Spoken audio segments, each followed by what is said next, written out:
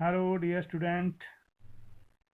Chapter number 6 का last lecture आज आपके पास लेके आए हैं हम। लास्ट चैप्टर का 7 चैप्टर का जो लास्ट लेक्चर है AC generator. AC generator common name, और इस कॉमन नेम को आपके साथ फैमिलियर है। क्लास 10th में एसी जनरेटर आप लोगों ने पढ़ा हुआ है, ठीक है।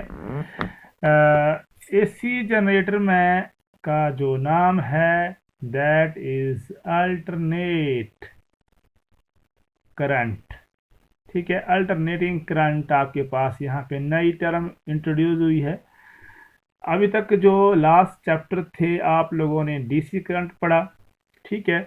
और डीसी करंट की एक बहुत ही मज़ेदार कहानी भी है कि डीसी करंट, आपको पता ही है कि डीसी करंट के बारे में बहुत सारे साइंटिस्टों ने अपने अपने व्यूज़ दिए। डीसी करंट एक महंगा करंट जो बैटरीज में यूज होता है, जो आपके घर में सेलों में यूज होता है, जो आपके चार्जर में यूज होता है, that is a costly current, DC current, ठीक है, डायरेक्ट करंट। तो अल्बर्ट एडिसन ने इसके ऊपर काफ़ी काम किया था, डायरेक्ट करंट के ऊपर। और उसी का स्टूडेंट, उसी के पास काम करने वाला निकोला टेस्ला, जिसने एसी जनरेटर दिया, ठीक है।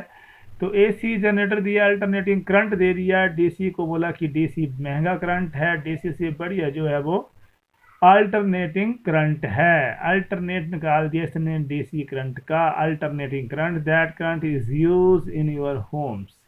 जो आपके घरों में करंट यूज होता है वो कौन सा है? अल्टरनेटिंग करंट, ठीक है। तो उसने एक अपना इसका मॉडल दिया, एसी जनरेटर, एसी करंट के बारे में, अल्टरनेटिव करंट के बारे में बताया कि कैसे ये काम करेगा। और ये जो जनरेटर है बहुत सारी जगह यूज होता है, जहाँ हाइड्रो इलेक्ट्रिसिटी प्रोजेक्ट हैं, थर्मल प्रोजेक्ट हैं, बहुत सारे जो प्रोजेक्ट हैं वहाँ पे एसी जनरेटर का यूज किया जाता है, अल्टरनेटिव करंट का यूज किया जाता है। ये इलेक्ट्रिसिटी को जनरेट करता है, ठीक है। तो जनरेट करने के बाद जो आपके घरों में करंट आता है that is also AC current आपके घरों में यूज होता है। अब एसी जनरेटर के बारे में आप 10th क्लास में पढ़ चुके हैं। अब यहाँ पे आप सभी को पता है कि ये किस एसी जनरेटर होता है। क्या? It is device use to convert mechanical energy into electrical energy के लिए यूज किया जाता है in the form of alternating current. किस प्रिंसिपल के ऊपर? आप पता ही है कौन सा चैप्टर पढ़ रहे हैं, इलेक्ट्रोमैग्नेटिक इंडक्शन, ईएमआई। तो एसी जनरेटर किसके ऊपर? Are is based upon the phenomena of electromagnetic induction. वो फेनोमेना पता ही है आपको क्या फेनोमेना होता है कि whenever magnetic flux linked with a coil, जब मैग्नेटिक फ्लक्स कॉइल में लिंक करते हैं और उसमें चेंजिंग आती है तो उस चेंज को अपोज करता है induce EMF in the coil और आपके पास बन जाता है करंट। फैराडे ने आप चीज़ बताई इलेक्ट्रोमैग्नेटिक इंडक्शन के बारे में, लाज फैराडे ने दिए, उसी फैराडे के लाज का यहाँ भी काम हो रहा है। क्योंकि फैराडे ने बताया कि जो आपके पास इलेक्ट्रोमैग्नेटिक इंडक्शन होती है, और इलेक्ट्रोमैग्नेटिक इंडक्शन कैसे होती है कि जब भी आप मैग्नेटिक फ्लक्स चेंज होता है, जब आप किसी कॉइल के साथ उसको लिंक करते हैं उसमें चेंजिंग आती है। चेंजिंग आने के बाद क्या होता है? आपके पास इंड्यूस ईएमएफ बनता है और वो चेंजिंग को ही अपोज करता है वो इंड्यूस ईएमएफ। चलिए, तो एसी जनरेटर कंस्ट्रक्शन की बात कर लेते हैं। कंस्ट्रक्शन में कुछ खास नहीं है। देखिए, मैग्नेट आपको चाहिए, मैग्नेट नॉर्थ और साउथ पोल आपके पास दिए हुए हैं। यहाँ पे क्या किया हुआ है? आर्मेचर है आपके पास। एक हमने सॉफ्ट आयरन कोर लिया हुआ है। सॉफ्ट आयरन कोर को हमने क्या कर दिया है? बाउंड कर दिया है इंसुलेटेड कॉपर वायर से, हमने उसको बाउंड किया हुआ है। जैसे आपने पीछे भी आप लोगों ने पढ़ा कि हम कॉइल को बाउंड करते हैं, ठीक है। अब करंट आपके पास कैसे बनता है? करंट आपके पास बनता है, इंड्यूस ईएमएफ आपके पास कैसे बनता है? जब मैग्नेटिक फ्लक्स में चेंजिंग आती है। मैग्नेटिक फ्लक्स में चेंजिंग कब आएगी? मैग्नेटिक फ्लक्स में चेंजिंग कब आएगी? अभी आप देख रहे हैं कि नॉर्थ मैग्नेटिक फील्ड लाइन कहाँ से कहाँ जाती है? नॉर्थ से साउथ तक जाती है। मैग्नेटिक फील्ड लाइन जाती है नॉर्थ से south. Magnetic field line north से साउथ जा रही है। मैग्नेटिक फील्ड लाइन कहाँ जा रही है? नॉर्थ से साउथ जा रही है। और मैग्नेटिक फ्लक्स आपको पता है किसके ऊपर डिपेंड करता है कि नंबर ऑफ फील्ड लाइन कितनी अक्रॉस करती है उस रीजन से। ठीक है, तो इस रीजन से आप देख रहे हैं कि 4-5 जितने भी मैग्नेटिक फील्ड लाइन है वो पास थ्रू कर रही है। अब देखिए, अभी तो आपके पास ये देख रहा है कि इस तरह से पास कर रहा है। जब इसको हम रोटेट करेंगे, तो आप देखेंगे कि आपके पास जब रोटेट करेंगे तो इसके पास अब दो लाइनें करेंगी। फिर जब बिल्कुल वर्टिकली हो जाएगा तो इसमें से कोई भी लाइन पास नहीं करेगी, फिर रोटेट होता रहेगा। 4 लाइनें, 2 लाइनें, 6 लाइनें, इस तरह से मैग्नेटिक फ्लक्स में चेंजिंग आती रहेगी। क्योंकि पहले आपके पास मान लीजिए 6 लाइनें हैं, फिर 4 लाइनें हो गई, फिर 2 लाइनें, फिर कोई भी लाइन पास नहीं कर रही है, फिर दोबारा 2 लाइनें, फिर 4 लाइनें, फिर 6 लाइनें, फिर 8 लाइन।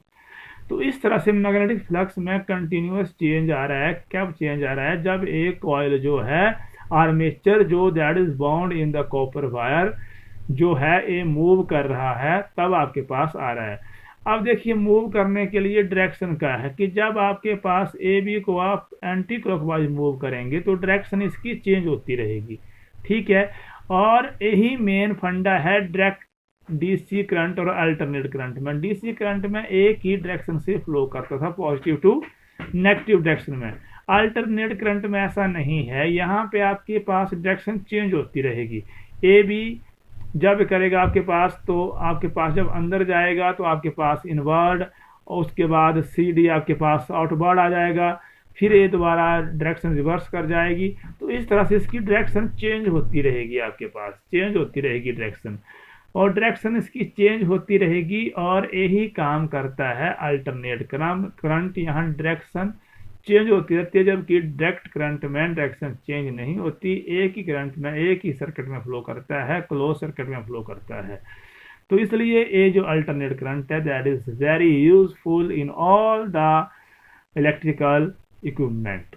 ठीक है, मेरे ख्याल से आप समझ गए होंगे। अब देखिए क्या करेगा, डायरेक्शन की बात तो मैंने कर दी कि आर्मेचर कॉइल करेगा। पता है आपको, आर्मेचर कॉइल जब मूव करेगा तो आपके पास करंट बनेगा ही, क्योंकि मैग्नेट रखे हैं, परमानेंट मैग्नेट इसके दोनों साइड रखे हैं। जब मूव करेगा तो आपके पास इंड्यूस ईएमएफ आएगा, इंड्यूस करंट आएगा। ठीक है, बिल्कुल सिंपल सी डायग्राम है इसकी।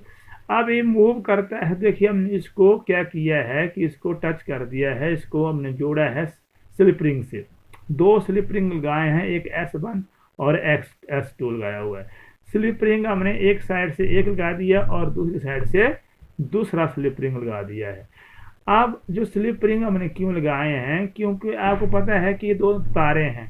ठीक है, अगर हम स्लिप रिंग नहीं लगाएं, डायरेक्ट कनेक्शन देंगे तो तारे ऐसे से मूव करेगी, तो तारे आपस में उलझ जाएगी। ठीक है, अगर हम इन तारों को ऐसे, जैसे मान लिया ये 2 तारे हैं, इनको हम डायरेक्ट कनेक्शन दे देते हैं। ठीक है, ऐसे मान लिया डायरेक्ट कनेक्शन दे दिया, यहाँ हमने कोई लोड के लगा दिया, तो जब ये घूमेगा तो तारें जो है आपस में क्या कर जाएगी, उलझ जाएगी तारे। तो इसलिए हमने क्या किया, इनको सर्कुलर शेप में लिया हुआ है कि जैसे ये मूव करेगा तो ये उस तरह से मूव करता रहा। अब इसका लोड के लिए, इसका लोड जानने के लिए हमने क्या किया हुआ है कि इनके साथ हमने कार्बन ब्रशेज लगाए हुए हैं। जैसे ये मूव करता है तो कार्बन ब्रशेज इसके साथ टच करते हैं, और कार्बन ब्रश B1 और B2 2 कार्बन ब्रश लगाए हुए हैं, ये सिर्फ टच करेंगे। जैसे मूव करेगा तो सिर्फ टच करेंगे सिर्फ। ठीक है, इसके साथ जुड़े नहीं है, टच ही करते हैं। तो ये टच करेगा इसके साथ, और फिर आपके पास यहाँ रेजिस्टेंस या कोई बल्ब लगा दिया, वो बल्ब जो है ग्लो करेगा। ठीक है, तो डायरेक्शन का फंडा समझ गए, डायरेक्शन इसमें चेंज होती रहेगी। ठीक है, पहले ए बी की मान लिया एंटी क्लॉकवाइज है तो ए बी की आपके पास आउटवर्ड आएगी, फिर इनवर्ड आएगी सी डी की। तो एक की इनवर्ड एक की आउटवर्ड, मतलब डायरेक्शन इसकी चेंज होती रहेगी। ठीक है, डायरेक्शन का फंडा लेंज से भी है कि अगर मान लिया मैग्नेटिक फ्लक्स चेंज हो रहा है तो उसको अपोज कौन सा करेगा, दूसरी डायरेक्शन करेगी। इस फंडा भी यहाँ पे यूज हो रहा है। तो चलिए, आर्मेचर कॉइल का मैंने बता दिया क्या है। आर्मेचर मैग्नेट लगे हुए हैं, स्लिप रिंग लगे हैं, इनका मैंने यूज बता दिया आपको। उसके बाद ब्रश जो लगे हुए हैं इसका यूज बता दिया मैंने। वर्क कैसे करता है मैंने आपको यहाँ बता दिया, कैसे वर्क कर गया कि according to Fleming right hand rule यहाँ यूज होता है, जो मैंने पिछले वाले लेक्चर में आपको देखने को मिलेगा कि कैसे वो फ्लेमिंग राइट एंड रूल जो है वो कैसे काम करता है। तो सारा इसमें मैंने बताया हुआ है, कोई प्रॉब्लम आएगी तो मुझे आप कॉल कर सकते हैं। वर्किंग और थ्योरी बताई हुई है। आप चलिए इसके थोड़ा करते हैं इसके ऊपर कि जब जीरो टाइम में है। जब जीरो टाइम में आप देख रहे हैं कि जीरो टाइम में आपके पास जिस तरह मैग्नेटिक फील्ड है उसी तरह एरिया वेक्टर है, मतलब बी और ए में जो एंगल है वो सेम डायरेक्शन में है, इसलिए ये एंगल क्या बन रहा है, 0 डिग्री बन रहा है। ठीक है, तो प्लेन ऑफ द कॉइल जो है that is perpendicular to the magnetic field line. ठीक है, आफ्टर टाइम टी क्या होता है, रोटेट होता है जब थ्रू एंगल थीटा, रोटेट होगा तो एंगल थीटा बनाएगा, और आपके पास जो कॉइल रोटेट होगा तो आपके पास एंगुलर वेलोसिटी आएगी। एंगुलर वेलोसिटी क्या होती है, दैट इज इक्वल टू आपने प्लस में पड़ी हुई है, W is equal to theta upon time, कितना एंगल बन रहा है और कितने टाइम में बन रहा है, और यहाँ से थीटा निकालना है, थीटा आपके पास ओमेगा टी आ गया। ठीक है, चलिए अब बात करते हैं हम किसकी, आपके पास ये आ गया कितने नंबर ऑफ टर्न है इसमें, इसमें number of N number of turn है लिखा हुआ सारा मैंने पीछे। तो आपके पास मैग्नेटिक फ्लक्स क्या आएगा, magnetic flux that is equal to theta N N B dot A. Angle क्या है, एंगल आपके पास थीटा है, लेकिन थीटा क्या है, theta is equal to omega T. तो क्या आ गया आपके पास, आ गया N B A cos omega T. हमने निकालना है इंड्यूस ईएमएफ। अब इंड्यूस ईएमएफ आपने कंफ्यूज नहीं होना, मैंने पहले भी कहा है कि जो इंड्यूस ईएमएफ है दैट आपको आप ई से लिखते हैं और कैपिटल ई से लिखते हैं, और ये किसके ऊपर डिपेंड करता है पता ही आपको, इंड्यूस ईएमएफ डिपेंड करता है rate of change of magnetic flux. ठीक है, तो minus D phi upon D T. Phi की वैल्यू मैंने यहाँ से भर दी, तो आपके पास कितना आ गया, that is N B A cos omega T. तो N B A minus N B A common आ गया, कॉस ओमेगा टी की डिफ्रेंसिएशन कर दी, माइनस साइन ओमेगा टी होती है, ओमेगा टी की दोबारा होगी तो ओमेगा आ गया, माइनस माइनस प्लस बन गया। तो इंड्यूस ईएमएफ आपके पास आ गया N B A omega sine omega T. अब हम करते हैं कि आपका इंड्यूस ईएमएफ जो मैक्सिमम कब होगा, जब साइन ओमेगा टी की वैल्यू 1 होगी, मतलब 90 डिग्री के ऊपर होगा। ठीक है, तो जब ए मैक्सिमम होगा तो आपके पास क्या जाएगा, E equal to E naught. ठीक है, मतलब आपके पास मैक्सिमम के ऊपर ए आपके पास ई नॉट क्या बन जाएगा, that is N B A omega sine omega T क्या है 1 बन गया, तो ए है मैक्सिमम। ए जब ई नॉट जो है इसको हम क्या बोलते हैं, that is a maximum induce EMF. ध्यान से सुनिएगा, आगे 7 चैप्टर में ये सारी चीजें यूज होगी। ठीक है, तो ई नॉट क्या है, that is maximum induce EMF. ठीक है, आगे उसको हम पीक बोलेंगे, पीक सब वर्ड यूज करेंगे हम, पीक वैल्यू। तो ई आपके पास क्या है, that is E naught sine omega T, ये बहुत ही इंपॉर्टेंट टर्म। उसी तरह से करंट निकालें, करंट पता ही आपको क्या होता है, V equal to I R होता है, आई इक्वल टू वी, मतलब V that is equal to potential difference, या you can say induce EMF. तो that is E upon R, E की वैल्यू भर दी, E naught sine omega T upon R.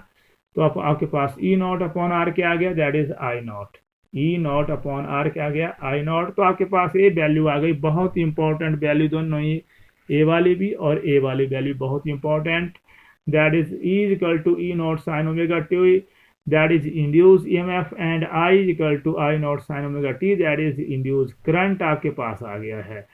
तो एक चीज है बहुत ही इंपॉर्टेंट, इस चीज को कंटिन्यू आपके घरों में अल्टरनेटिंग करंट कैसे आ रहा है, कैसे काम कर रहा है, किस वैल्यू के ऊपर काम कर रहा है, ये सारी चीजें हम अल्टरनेटिंग करंट में चैप्टर 7 में स्टडी करने वाले हैं। चलिए अब ग्राफ की बात कर लेते हैं कि ग्राफ इसका कैसे बनता है। ए हमने ले लिया, एंगल ले लिया, ए ले लिया हमने, करंट ले लिया। ठीक है, तो करंट आपके पास आ गया, ए टाइम ले लिया हमने। ठीक है, ये आपके पास आ गया जी 0 डिग्री, 90 डिग्री, 180 डिग्री, 270। ठीक है, तो ये आ गया टाइम, टोटल टाइम आपके पास 360, तो T/4, T/2 आ गया, 3T/4 आ गया और T आ गया।